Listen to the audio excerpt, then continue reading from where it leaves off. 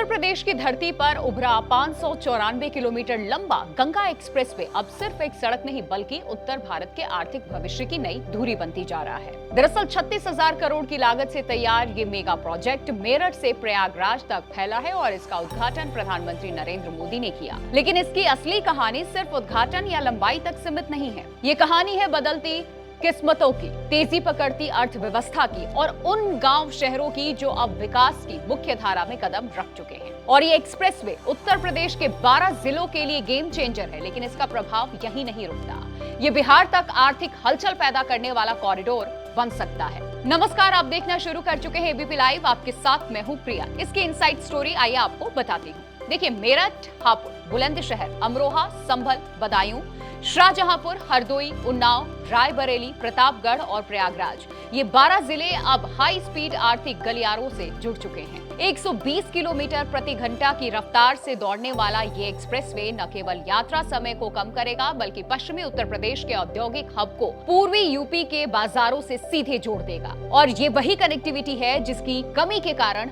वर्षों तक पूर्वी और पश्चिमी यूपी के बीच में विकास का असंतुलन बना रहा। अब ये अंतर तेजी से खत्म होने की ओर है। दरअसल इस बदलाव का सबसे बड़ा असर रियल एस्टेट सेक्टर में दिखाई दे रहा है। गंगा एक्सप्रेसवे के किनारे बसे 519 गांव में लगभग 9,500 हेक्टेयर भूमि का अधिग्रहण किया गया और करीब 9,252 करोड़ रुपए का मुआवजा किसानों को दिया गया।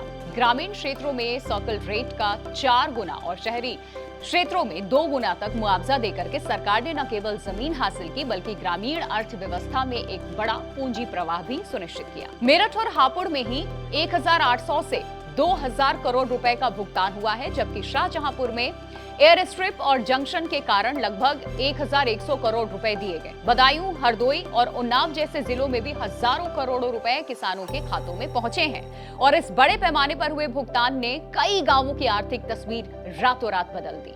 जहां कभी सीमित संसाधन थे, वहां अब पक्के घर, नए व्यवसाय और आधुनिक जीवन शैली की शुरुआत हो चुकी है। यानी हर तरफ खुशी ही खुशी। अगर इस पूरे प्रोजेक्ट का सबसे दिलचस्प उदाहरण हम देखें तो वो है अमरोहा जिला, उसका मंगरौला गांव। कभी यहाँ कृषि भूमि की कीमत 15 से 20 लाख रुपए प्रति बीघा थी, लेकिन एक्सप्रेसवे और इंडस्ट्रियल हब की नजदीकी के कारण अब वही जमीन 1.5 से 2.5 करोड़ रुपए के बीच में पहुंच गई है। यानी कि 1.5 से 2.5 करोड़ प्रति बीघा ये जमीन अब बिक रही है। ये बदलाव सिर्फ कीमतों का नहीं बल्कि संभावनाओं का है। मंगरौला अब लॉजिस्टिक्स पार्क और वेयरहाउस, कोल्ड स्टोरेज यहां बनने लगे हैं, जिससे रोजगार और निवेश दोनों तेजी से बढ़ रहे हैं। गाजियाबाद, राजनगर एक्सटेंशन और NH24 जैसे इलाके भी इस एक्सप्रेसवे के कारण नए रियल एस्टेट हॉटस्पॉट बनते जा रहे हैं। गाजियाबाद अब सिर्फ दिल्ली का पड़ोसी शहर नहीं रहा बल्कि पूरे राज्य के विकास का इंजन बनता दिख रहा है। नमो भारत ट्रेन और मेट्रो जैसी सुविधाओं के बाद ये एक्सप्रेसवे गाजियाबाद को एक बड़े औद्योगिक और रिहायशी केंद्र में बदल सकता है। निवेशकों के लिए ये क्षेत्र अब सबसे आकर्षक विकल्पों में से एक बन चुका है। इस एक्सप्रेसवे की एक और बड़ी ताकत है इसका नोएडा इंटरनेशनल एयरपोर्ट से जुड़ा जेवर एयरपोर्ट तक लिंक। एक्सप्रेसवे बनने से ये कॉरिडोर अंतर्राष्ट्रीय व्यापार और लॉजिस्टिक्स के लिए एक प्रमुख हब बन सकता है।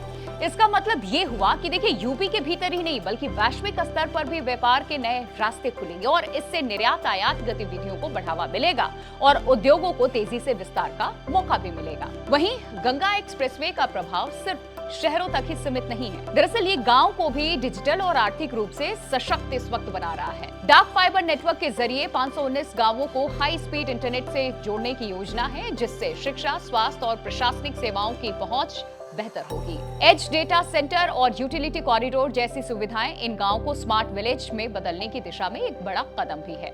और कृषि क्षेत्र के लिए भी ये एक जो एक्सप्रेसवे है किसी क्रांति से कम नहीं है। अब किसानों को अपनी उपज को बड़ी मंडियों तक पहुंचाने में कम समय लगेगा, जिससे उन्हें बेहतर कीमत मिल सकेगी। पहले जहां ट्रांसपोर्ट में देरी और खराब सड़कें नुकसान का कारण इनकी बनती थी, वहीं अब तेज और सुरक्षित परिवहन से कृषि आय में वृद्धि की भी संभावना है। कोल्ड स्टोरेज और लॉजिस्टिक्स हब के विकास से फसल की बर्बादी भी अब कम होगी, लोग आराम से स्टोर कर पाएंगे। लेकिन इस पूरी कहानी का सबसे अहम और रोचक पहलू है बिहार पर इसका प्रभाव। गंगा एक्सप्रेसवे भले ही उत्तर प्रदेश में बना हो, लेकिन इसका असर बिहार तक साफ दिखाई देगा। प्रयागराज तक मजबूत कनेक्टिविटी बनने से बिहार के पश्चिमी और मध्य हिस्से जैसे कि बक्सर, आरा और पटना के लिए दिल्ली एनसीआर तक पहुंच और आसान हो जाएगी। इससे यात्रा समय कम होगा, लॉजिस्टिक लागत घटेगी और व्यापार को नई गति भी मिलेगी।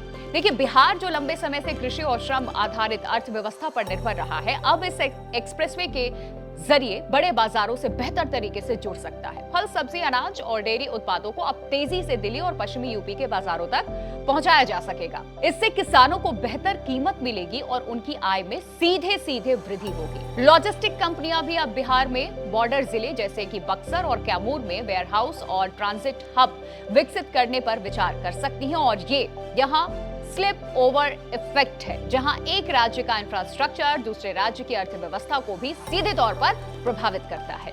रोजगार के लिहाज से भी ये एक्सप्रेसवे एक बड़ा बदलाव ला सकता है।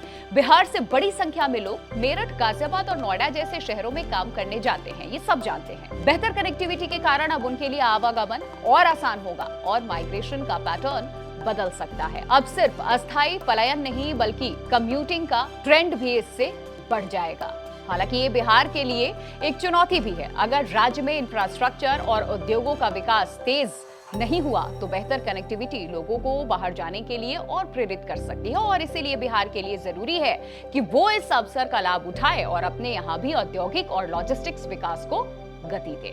कुल मिलाकर के गंगा एक्सप्रेसवे सिर्फ एक सड़क परियोजना नहीं बल्कि एक ईस्ट वेस्ट इकोनॉमिक ब्रिज है जो उत्तर प्रदेश के 12 जिलों से लेकर के बिहार तक विकास की नई लहर पैदा कर रहा है। आने वाले 5 से 10 वर्षों में ये कॉरिडोर न केवल रियल एस्टेट और उद्योगों को नई ऊंचाइयों पर ले जाएगा बल्कि उत्तर भारत की आर्थिक तस्वीर को पूरी तरह बदल सकता है। ये सिर्फ दूरी कम करने की कहानी आज नहीं है, ये अवसरों को जोड़ना, सपनों को साकार करने और पूरे क्षेत्र को नई दिशा देने की कहानी है, एक नई उम्मीद है।